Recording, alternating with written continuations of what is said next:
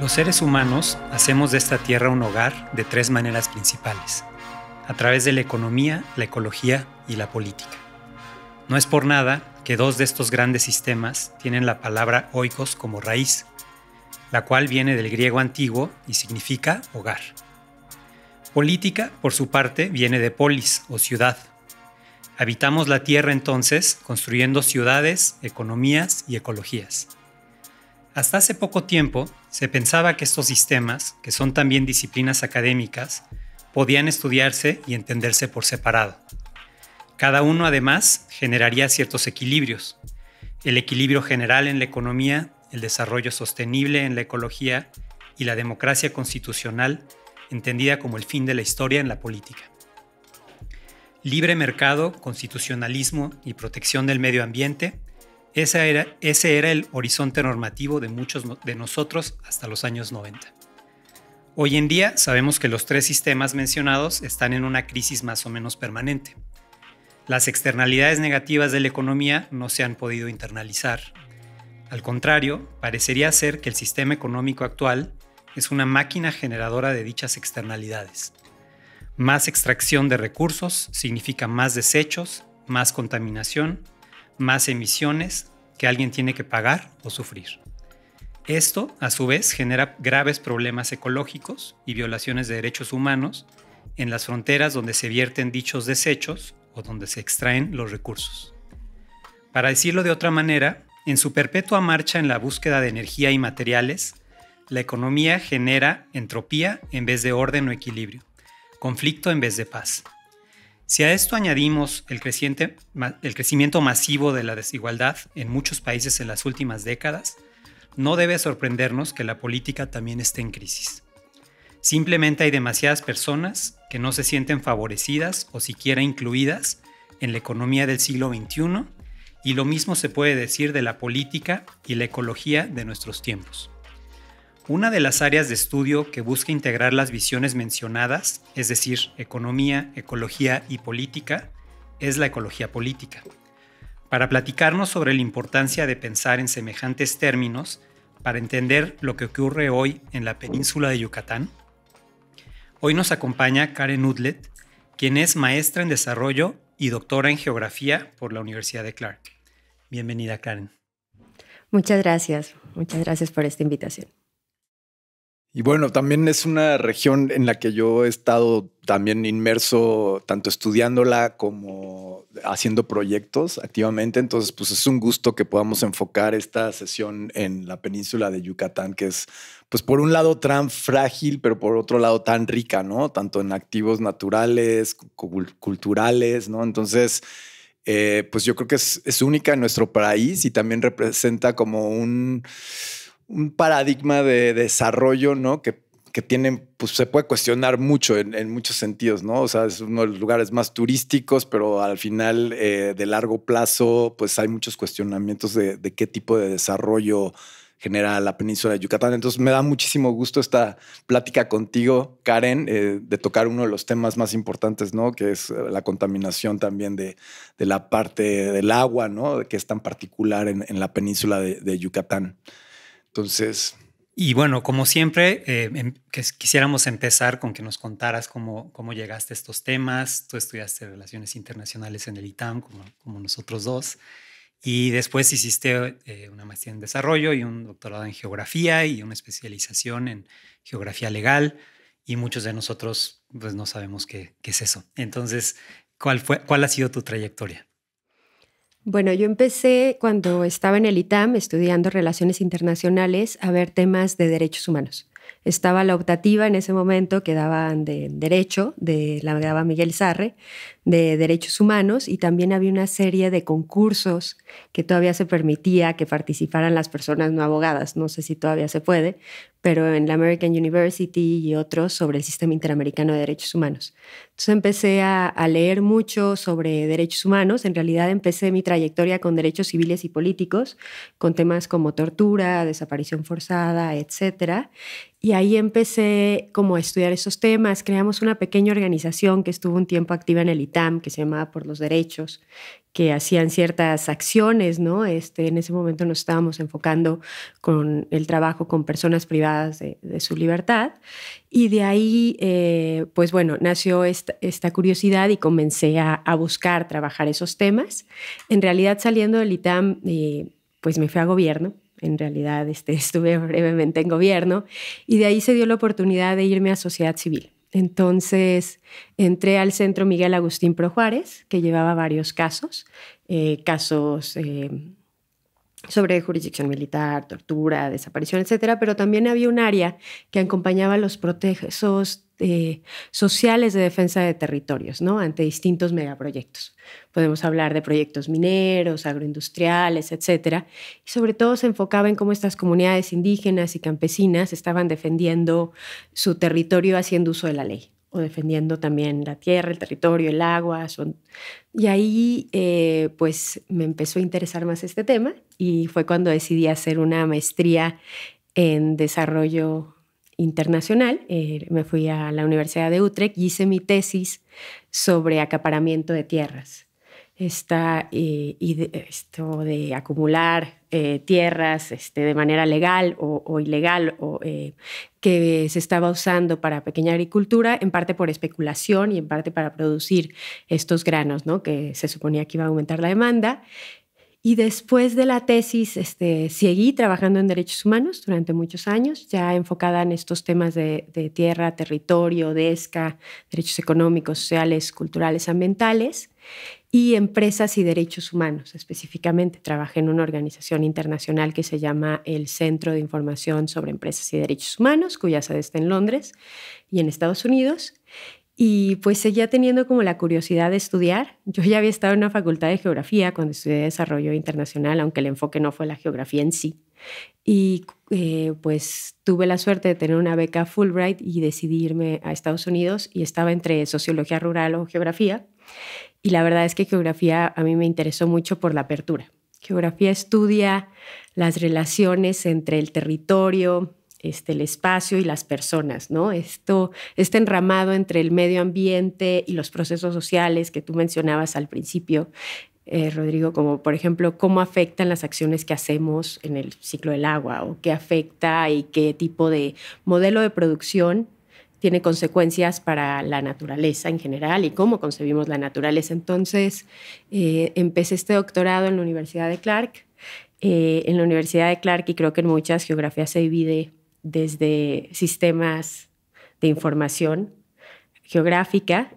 También, bueno, hay otra parte que es geografía urbana, que ha crecido mucho, y geografía humana, que es donde yo me especializo.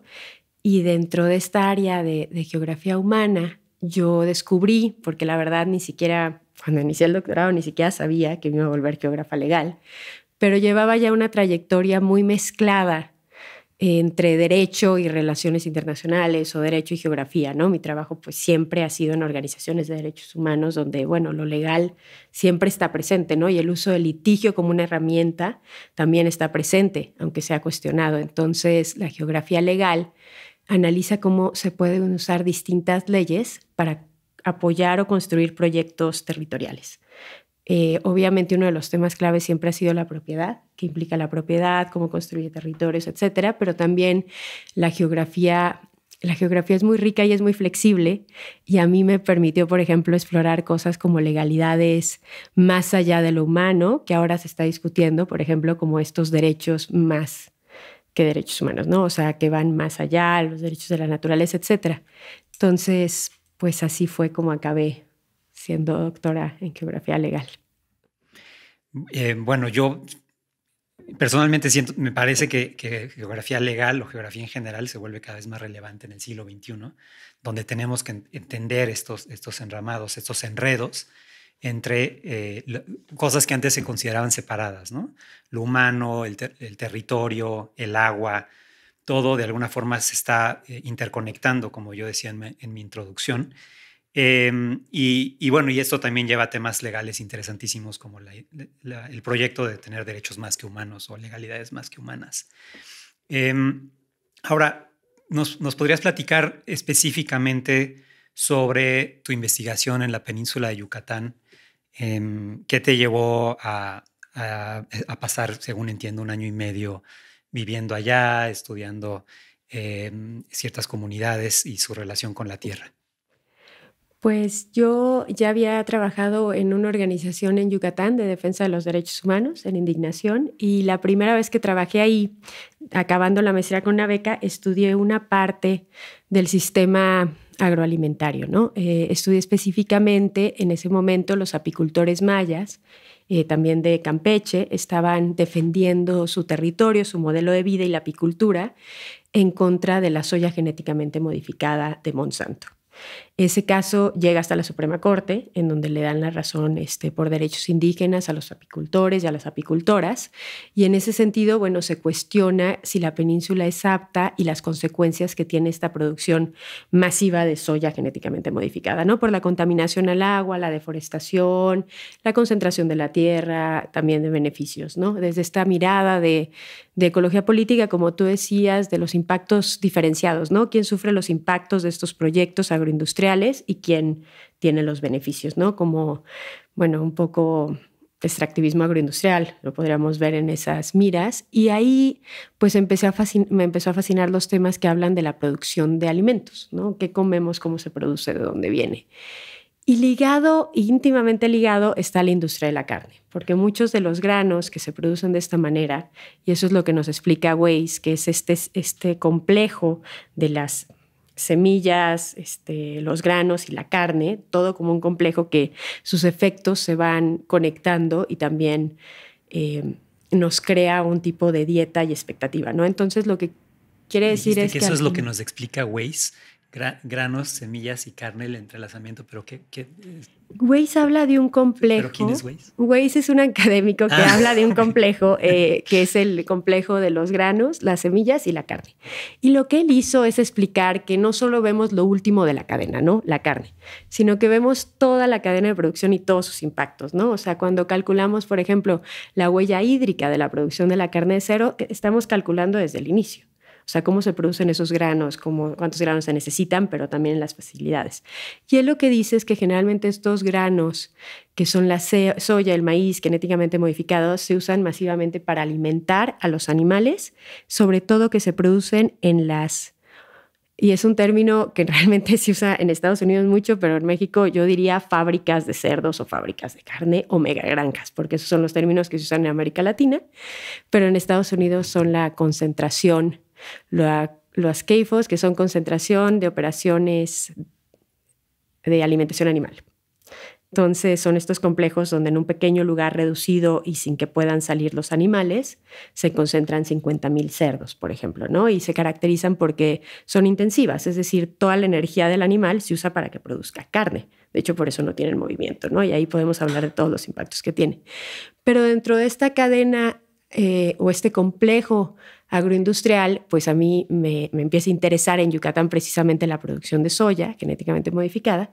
Y cuando decido hacer el doctorado, decido regresar a la península, pero ahora con este tema de la carne. Y yo hago un tipo de investigación que es investigación-acción. Entonces regreso a trabajar en sociedad civil para también acercarme a la comunidad. En ese momento trabajo en la comunidad de Jomún, que es la primera comunidad en Yucatán que abre un caso o usa el litigio en contra de una megafábrica de 49,000 cerdos.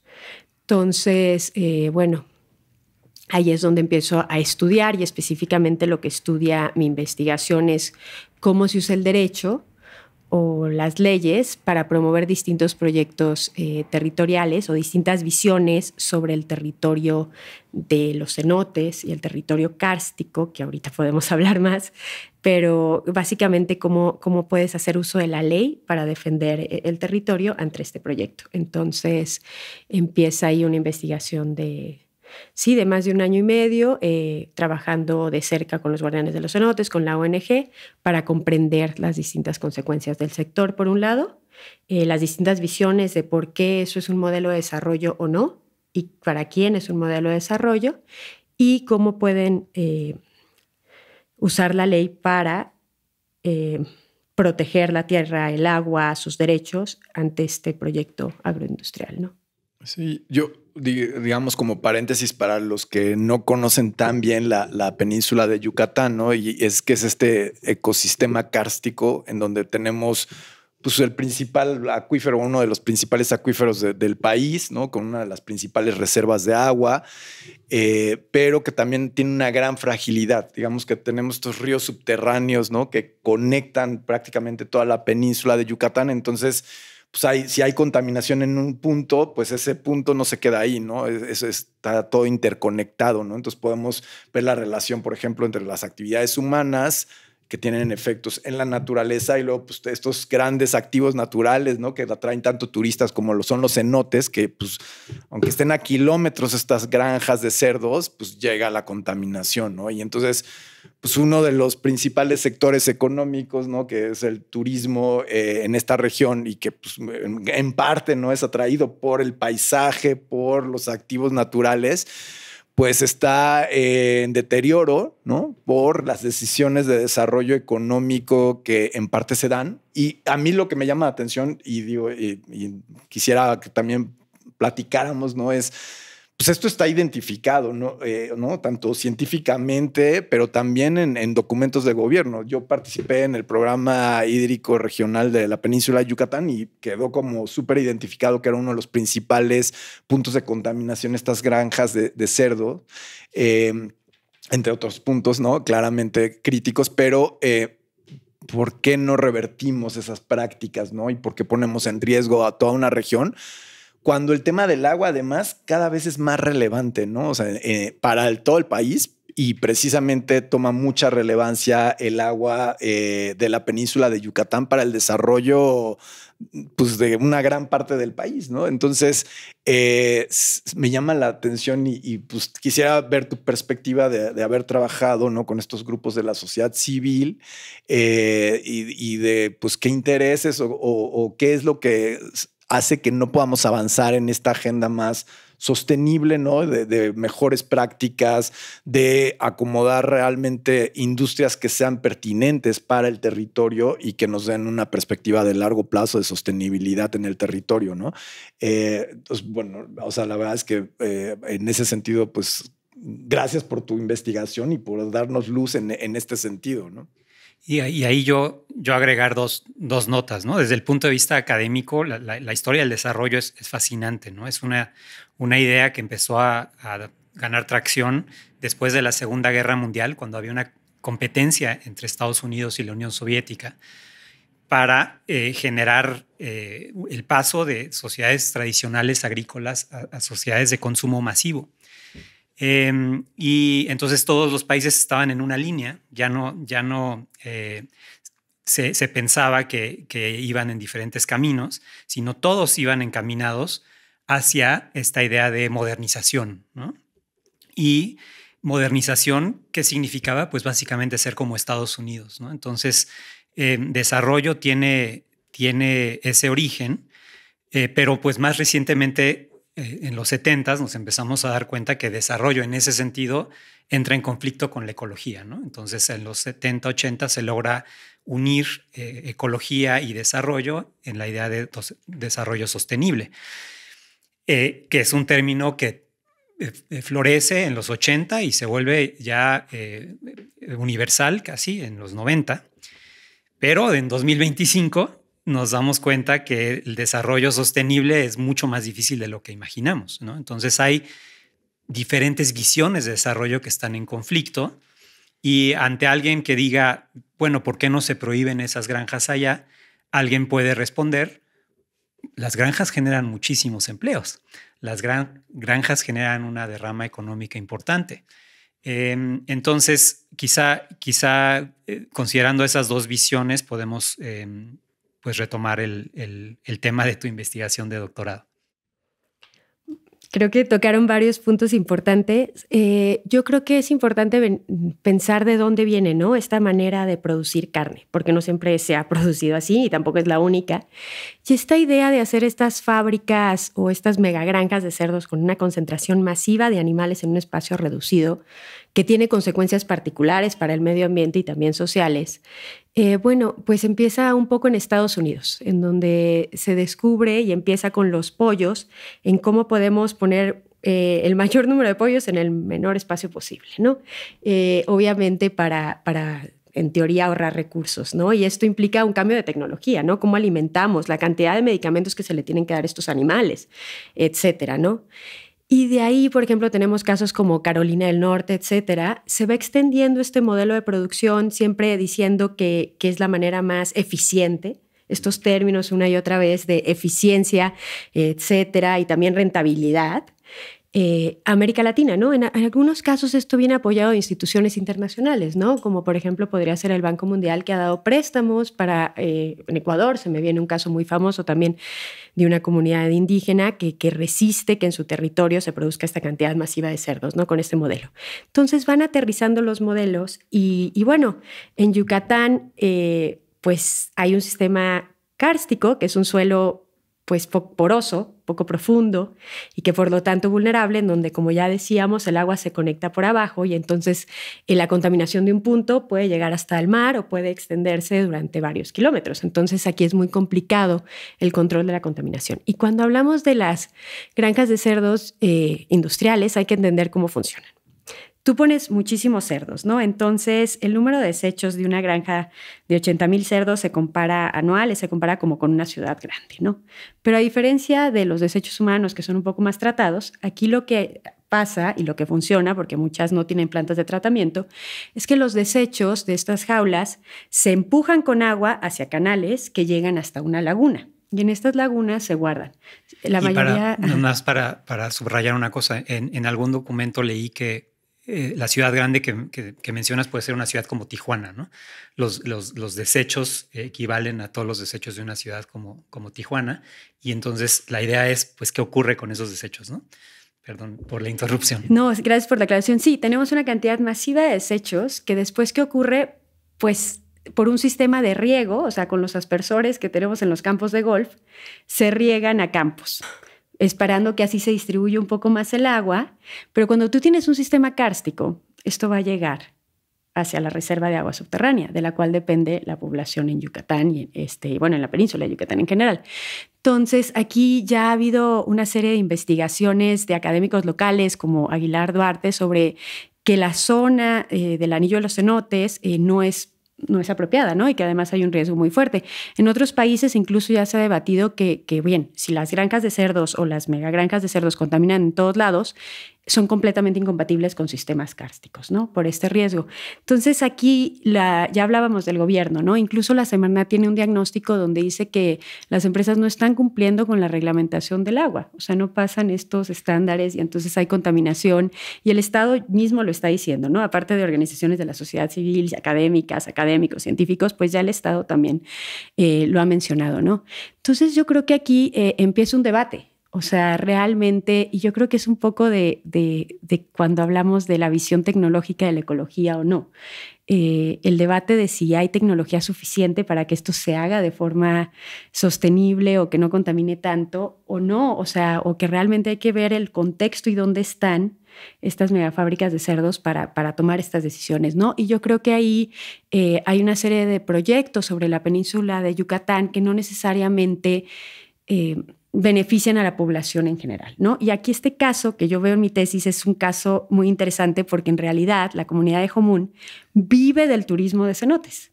O sea, tiene una vocación turística, de turismo de distinta escala, ¿no? O sea, el pueblo de Jomún tiene 300 cenotes, que sepamos, porque siempre hay un subregistro de cuántos cenotes hay, ¿no?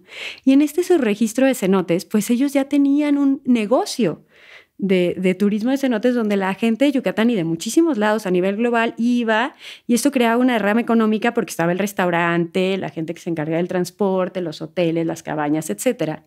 Cuando en realidad estas granjas de 49,000 cerdos son extremadamente industrializadas y generan poco trabajo. Cuando nosotros vemos una manifestación de impacto ambiental de las fábricas de cerdos, la mayoría de los empleos son temporales, como en muchos megaproyectos. Son al inicio, en la construcción.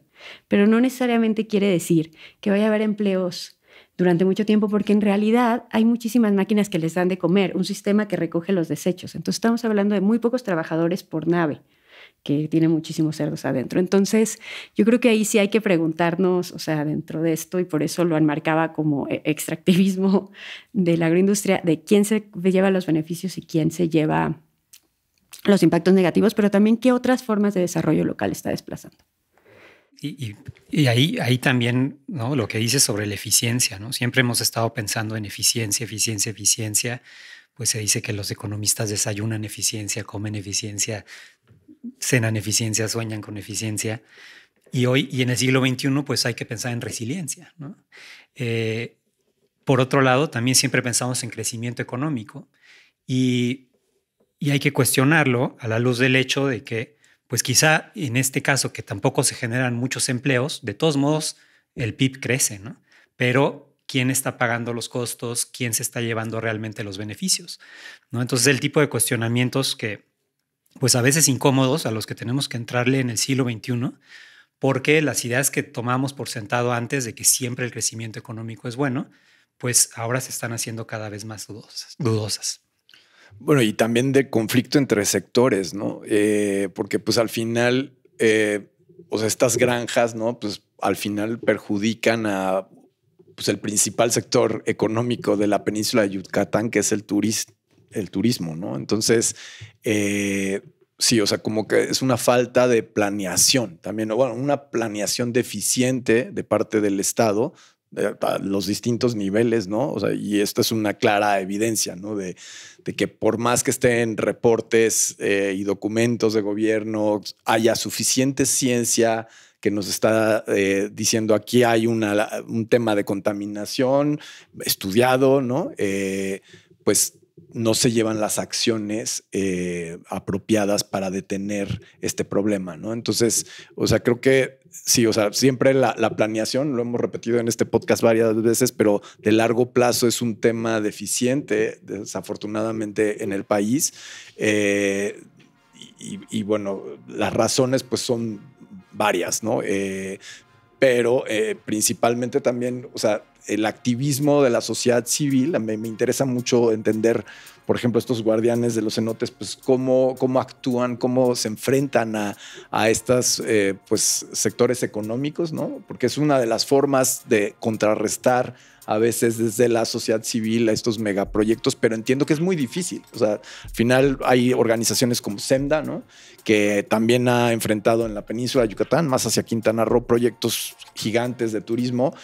Y muchas veces se enfrentan a una barrera que son los recursos financieros para seguir los procesos legales, ¿no? Entonces, sí, o sea, hay limitantes importantes también desde la perspectiva de la sociedad civil para realmente lograr cambios, ¿no? En el territorio. Entonces, no sé, esta experiencia que has tenido con este grupo, también si nos las puedes describir un poco, sería muy bueno. Bueno, hay muchísimos temas que tenemos que abordar, pero nos estamos aquí cocinando en el estudio. Entonces vamos a tomar una pequeña pausa y continuamos en unos minutos. Gracias.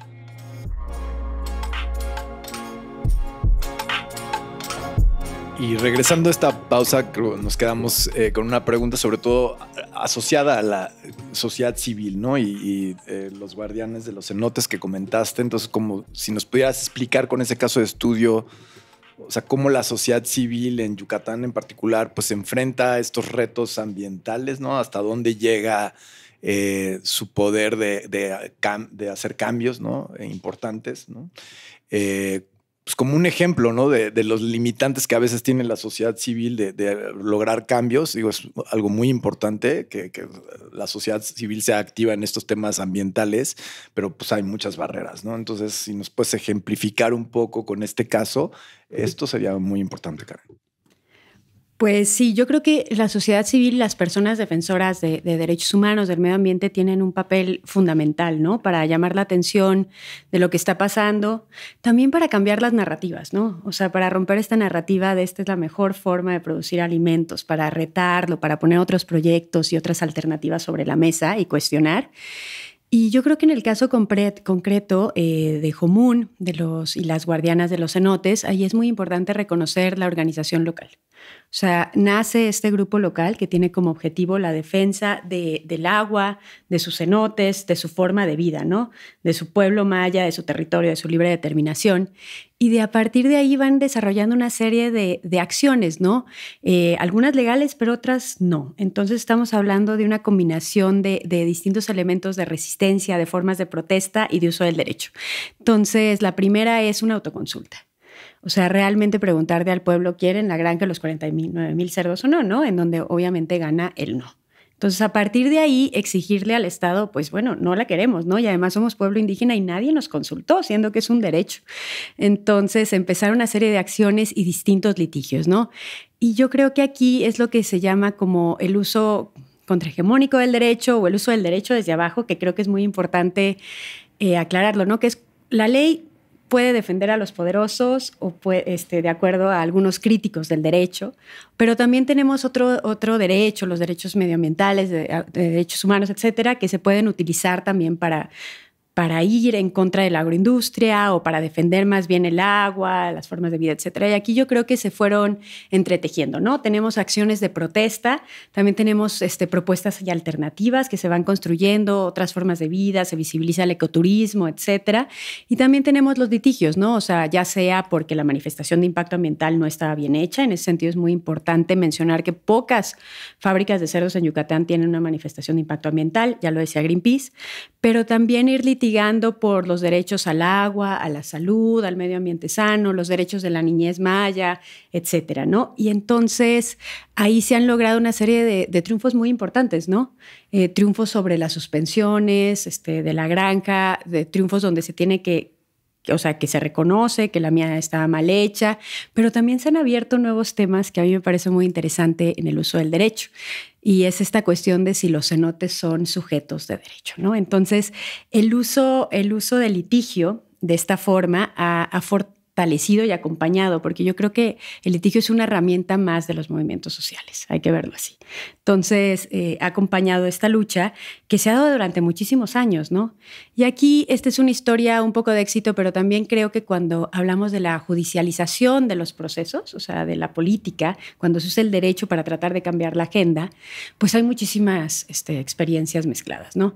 Este caso es exitoso, pero hay muchísimos más casos en contra de fábricas o megagranjas de cerdos abiertos en la península que aún no llegan a ese nivel de conclusión, ¿no? También hay que hablar de que pues es importante discutir la carga de la prueba, ¿no? O sea, ¿y quién la puede generar? O sea, hay un desbalance de poder cuando uno litiga en contra de una empresa o o una parte del Estado que no cumple con sus obligaciones, desde sociedad civil y una comunidad maya, ¿no?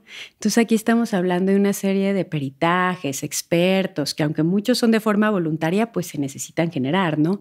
Entonces yo creo que también el derecho en ese sentido a veces es complicado, ¿no? O sea, porque implican muchos años también y una serie de frustraciones, pero puede ser y debe de ser importante que se haya una aprobación de la ley. Y ahí hay otras organizaciones de la sociedad civil y se ha creado como una articulación entre distintas comunidades en contra o que resisten las granjas, ¿no? Y entonces se ha ido levantando la voz no solo en un punto o contra una granja, sino contra muchas. Y en ese sentido, pues es importante porque los casos son muy parecidos. Los impactos son similares, la forma de producción es la misma y también esto ha abierto como el debate de ya tratar de que no se aprueben o que al menos no aumente el número, ¿no? En Yucatán de estas granjas. Entonces, ahí yo sí creo que es muy importante los movimientos sociales locales y también acompañados a veces por organizaciones de sociedad civil de derechos humanos o ambientales.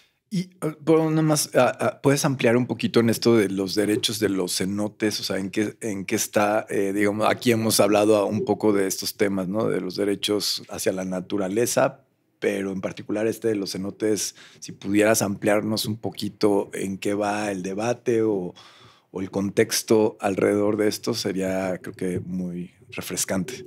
Y otro concepto relacionado que escuché es el de los territorios hidrosociales, ¿no? Donde de nuevo lo geo, lo que tiene que ver con la tierra, y lo social se entrelazan, y eso quizá nos da una pista de por qué hay que pensar en los derechos más allá de los seres humanos, ¿no?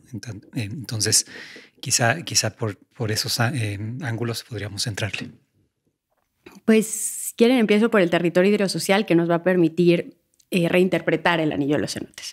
El territorio hidrosocial, que es un concepto de Bollens y otros académicos, lo que hace es decir, bueno, sí está el ciclo del agua, que todos conocemos, todos estudiamos en primaria, vemos la imagen, etcétera, etcétera, pero obviamente este ciclo del agua está altamente influenciado por actividades humanas, como pueden ser actividades económicas, como la producción de la industria de la carne, que puede tener contaminantes, pero también la urbanización o otras cosas que van haciendo que cambie este ciclo.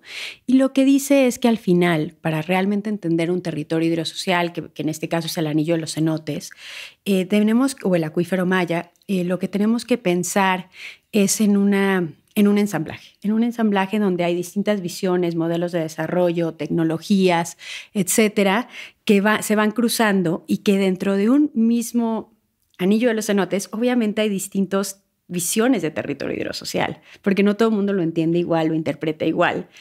O tienen el mismo proyecto, ¿no? Entonces, mientras alguien podría favorecer su protección, otros dicen, bueno, hay una cantidad importante de agua que se podría usar para otras actividades productivas, etcétera, y bueno, están los responsables del manejo y así, ¿no?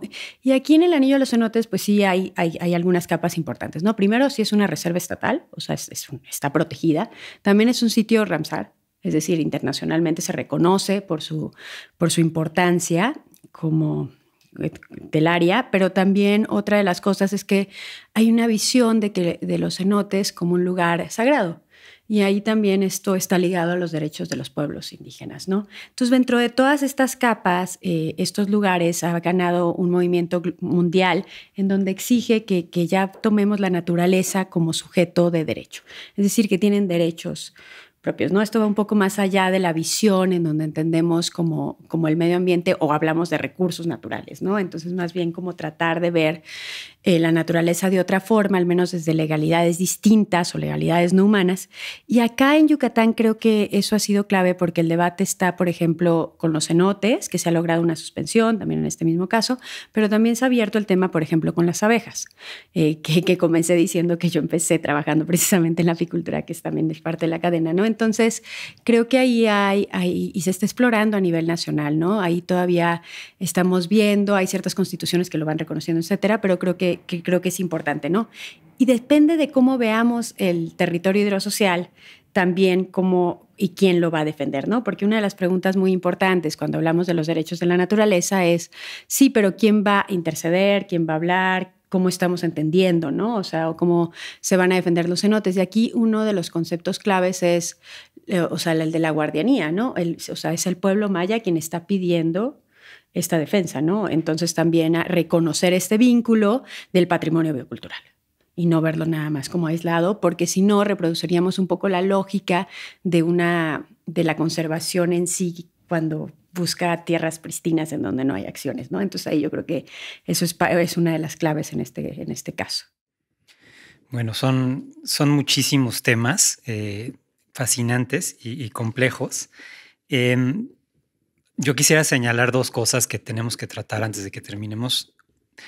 O sea, todo esto es un problema, hemos hablado de legalidad, hemos hablado de desarrollo, pero también es un problema ético en el fondo, ¿no?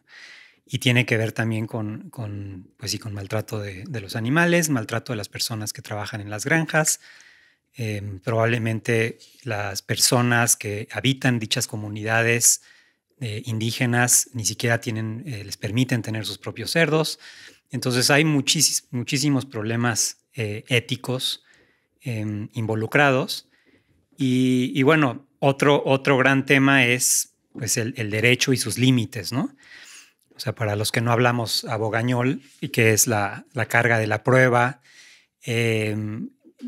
quienes tienen acceso a los mejores abogados para impulsar su lucha, qué principios de derecho se utilizan, ¿no? Hay muchísimos principios, principio precautorio, responsabilidades comunes pero diferenciadas, etcétera. Entonces, bueno, esos temas sobre el derecho. Y finalmente, si hay una alternativa al uso o el abuso del derecho, ¿no? Que hay una tradición muy larga que critica el derecho como una herramienta del individualismo posesivo de las sociedades liberales burguesas, ¿no? Y entonces hay una alternativa un poco más radical quizá de pensar en todos estos problemas en términos de territorios comunes o commons, ¿no? En inglés, o bienes compartidos. Entonces ahí hay mucho que hablar. No sé a cuál de todas le quieras entrar, Karen. Pues yo creo que la cuestión un poco ética, porque no lo he mencionado y creo que sí es un tema importante, ¿no? O sea, cuando hablamos del sistema de las fábricas de carne, y por eso creo que en América Latina se usa o megagranjas, que hace alusión a megaproyectos, o fábricas, ¿no? Porque hace alusión bueno, a la explotación de personas, obviamente las personas trabajadoras en unas situaciones que no necesariamente garantizan su seguridad laboral, pero además con los riesgos de una serie de enfermedades, y también de los animales, que en sí concentran su vida solamente en producir estos kilos de carne, ¿no? Y entonces ahí hay muchísimas investigaciones. Y también en la península han estado organizaciones antiespecistas y a favor de los derechos de los animales. O sea, hay un conjunto de organizaciones de la sociedad civil ambientales, de derechos humanos, de derechos indígenas y también a favor de los derechos de los animales, quienes han pues levantado el tema, ¿no? Porque y ahí es donde dicen, en donde se explotan el mayor número de animales en las peores condiciones, pues es en estas fábricas de carne. Entonces yo creo que ahí es muy importante ver las cuestiones éticas, ¿no? Pues yo no trato nunca de poner o sea, yo siempre me concentro en las responsabilidades viéndolo desde quién produce, no necesariamente quién consume, pero aquí, bueno, están las dos cuestiones, ¿no? De alternativas y pensar. Por un lado, yo creo que comer es una decisión altamente política y personal, y en ese sentido hay que saber cómo se produce y qué se produce, y hay distintas cuestiones éticas, ¿no? Está desde el antiespecismo, que decide no comer carne porque no hay que explotar de ninguna forma a los animales, pero también está la soberanía alimentaria, en donde se dice cómo se produce, ¿no? O sea, creo que eso también es importante. O sea, ya no hay cerdo de traspatio porque todo se hace en fábricas, hay pequeñas granjas de cerdos, o todo está concentrado en esta integración vertical en donde todas funcionan con esta tecnología, etcétera, ¿no? Entonces ahí yo creo que hay varias formas de pensarlo, o está la cuestión de concentrarse en las consecuencias que tiene la industria de la carne para el cambio climático,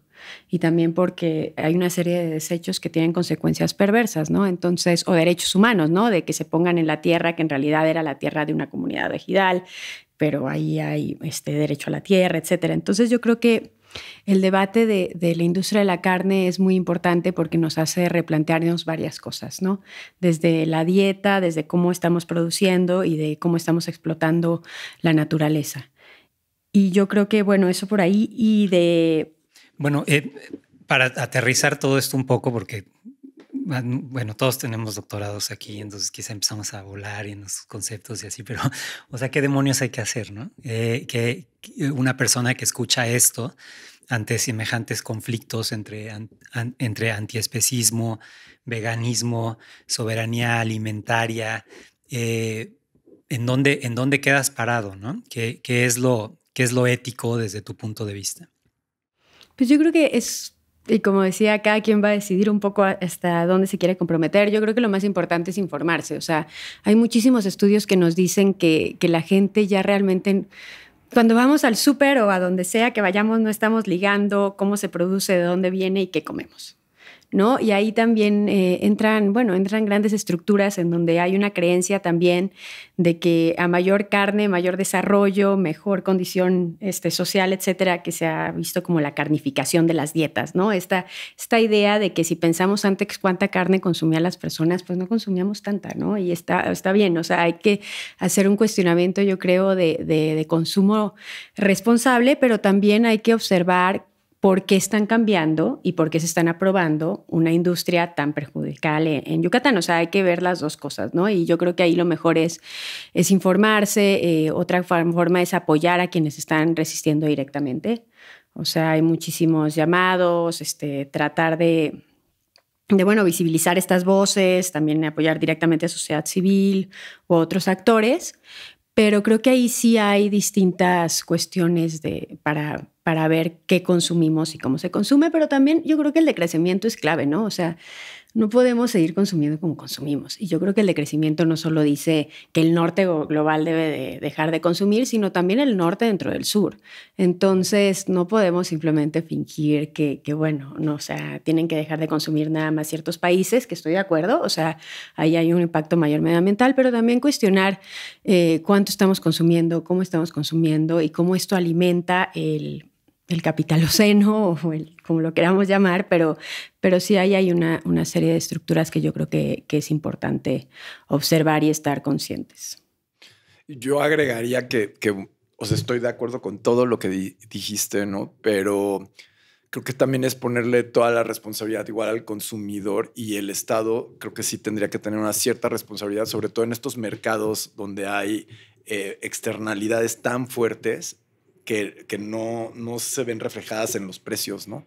Entonces estamos realmente poniendo en los supermercados, en los mercados, productos asociados, por ejemplo, con la carne, que tienen impactos gigantescos en las regiones de producción, y no se está internalizando esos impactos, ¿no? Entonces, ahí sí creo que el Estado, y no nada más en México, sino a nivel global, debería de empezar a, pues, internalizar, y eso que se viera reflejado en los precios, ¿no? Para, pues, con eso disminuir igual la demanda.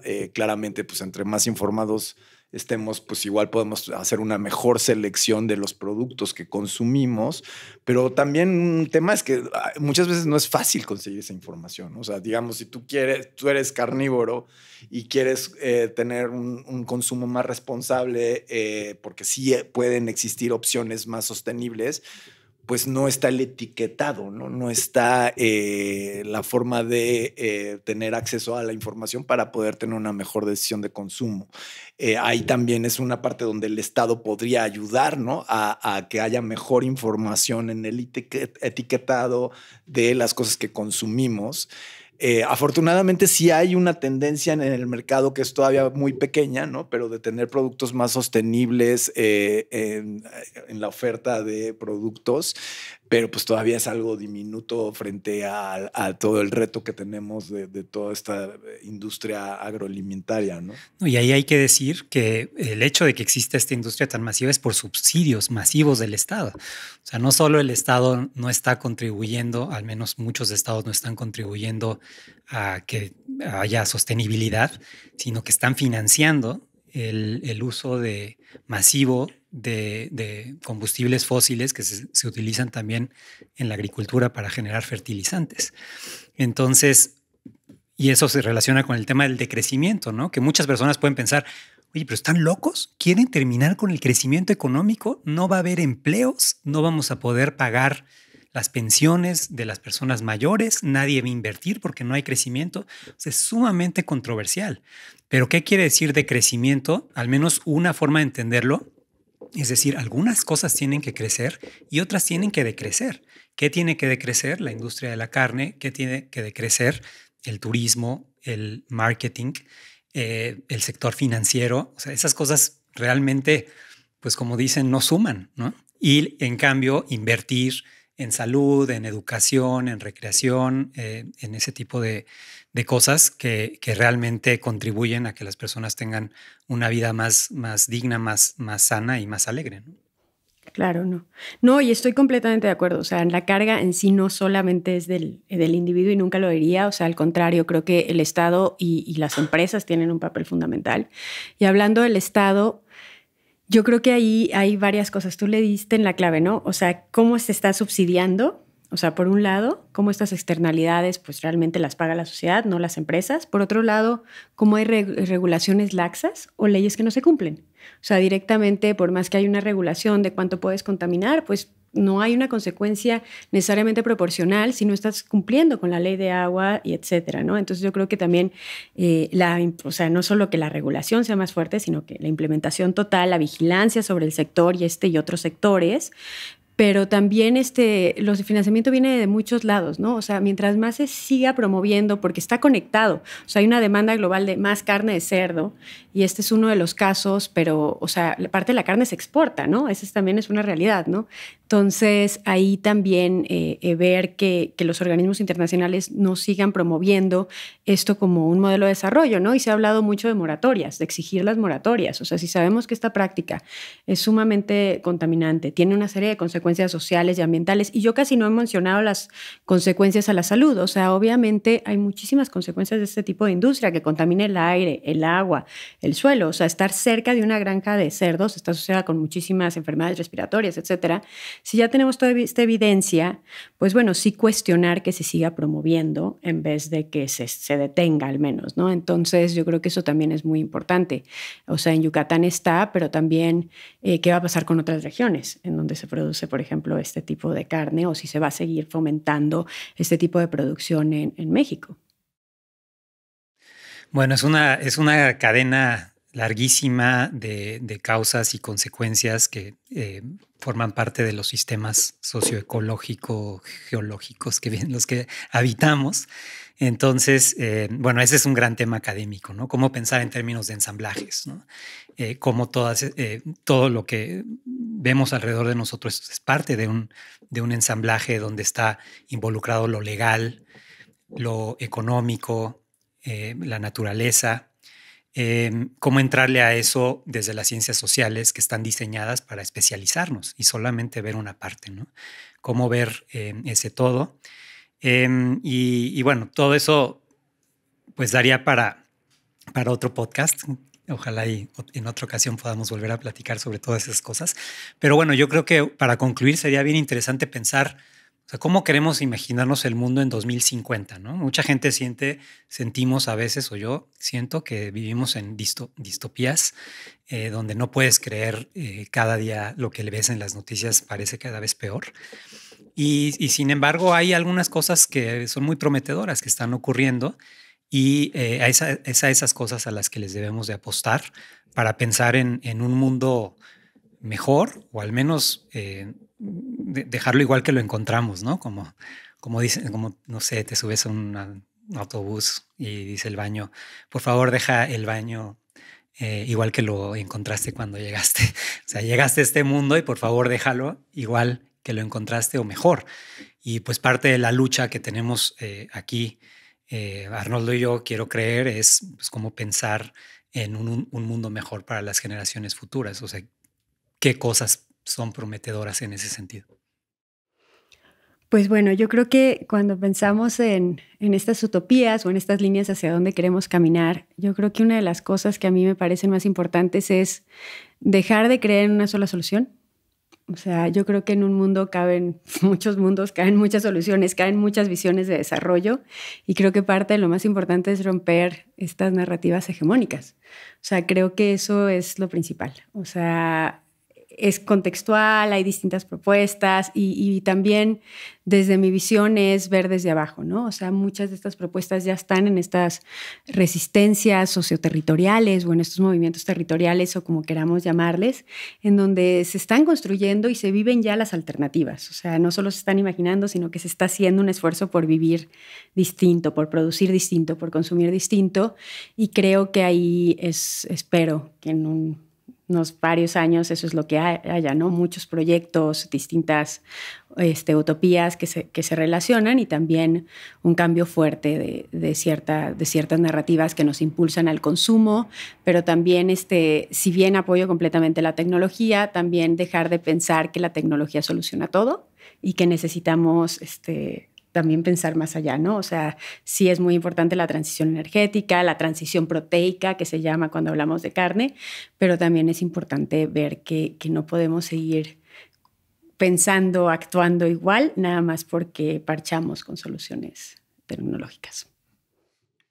Pues muy bien, digo, sí, la verdad es que esta reflexión, sobre todo en los temas que tocaste y pensando en la península de Yucatán, o sea, hacia el 2050, yo lo que sí diría es el tema del agua va a ser estratégico y no nada más para la península de Yucatán, sino para una buena parte del país, ¿no? O sea, digamos, los riesgos del cambio climático asociados con el tema del agua son muy importantes. De hecho, en este programa hídrico regional que metimos la variable de cambio climático, pues una sequía, ¿no? O sea, puede tener condiciones de estrés hídrico incluso para la península de Yucatán, que es una de las principales reservas de agua del país. Entonces, yo creo que sí, o sea, ver que el recurso hídrico tome una relevancia en la agenda pública ciudadana, ¿no? Y que realmente pues siga habiendo este debate, estas distintas visiones, pero que lleven hacia una mayor resiliencia, hacia una mayor sostenibilidad del recurso hídrico y a valorarlo más, a entenderlo mejor a nivel general en la sociedad. Creo que es muy importante y entender las características únicas, ¿no? Por ejemplo, dentro de la península de Yucatán, que tiene la relación del hombre con el agua, que no es igual en otros lugares del planeta. Creo que es un tema muy importante y tomando en cuenta que pues también van a haber impactos muy importantes. Al aumento del nivel del mar ya va a empezar a tomar algunas consecuencias importantes incluso para el sistema hídrico de la península de Yucatán. Entonces, ¿qué soluciones van a haber ahí? Requieren también de innovación, ¿no? Entonces, pues sí, mucho trabajo para conectar estas cosas, pero creo que en la península de Yucatán el tema del agua va a ser central para su desarrollo futuro y hacia el 2050 espero que eso esté fortalecido, la verdad. Bueno, no sé si Karen quiere agregar algo. A mí me encanta esta idea de, pues no hay una solución, hay soluciones, ¿no? Y eso es lo que ocurre con los grandes problemas retorcidos del siglo XXI. Y pensar en soluciones que no sean la solución también nos da un poco más espacio mental y un poco más de ánimo para hacer las cosas, porque claro que no va a solucionar todo, pero va a ser una contribución importante. Bueno, y como siempre, agradecer a nuestro productor, a todas las personas involucradas en hacer este podcast, a Isa, a Gishu, a Nadia Caliño, y obviamente a nuestra invitada del día de hoy. Realmente ha sido un placer, un tema fascinante y del que quizá poca gente sabe. Entonces, muchas gracias. Muchas gracias, Karen. Muchas gracias por la invitación.